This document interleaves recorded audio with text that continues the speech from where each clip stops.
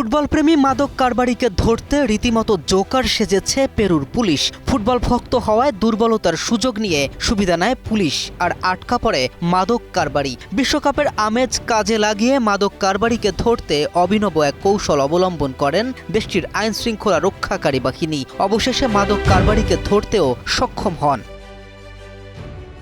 Football বিশ্বকাপের উত্তেজনা শুধুমাত্র মাঠেই সীমাবদ্ধ থাকেনি, অপরাধ দমনের ক্ষেত্রেও তা অভিনবভাবে ব্যবহার করেছে পেরুর পুলিশ। 2026 ফিফা বিশ্বকাপকে ঘিরে মানুষের আগ্রহকে কাজে লাগিয়ে রাজধানী মিলায় এক সন্দেহভাজন মাদক কারবারিকে গ্রেফতার করা হয়।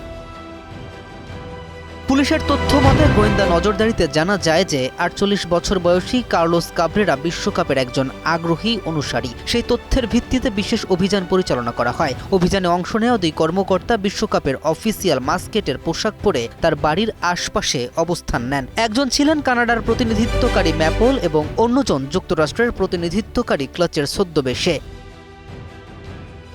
সুযোগ বুঝে পুলিশ সদস্যরা বাড়িতে প্রবেশ করে কাবরেরাকে আটক করেন। সে সময় তিনি বিশ্বকাপের উদ্বোধনী অনুষ্ঠান দেখছিলেন বলে জানিয়েছে পুলিশ।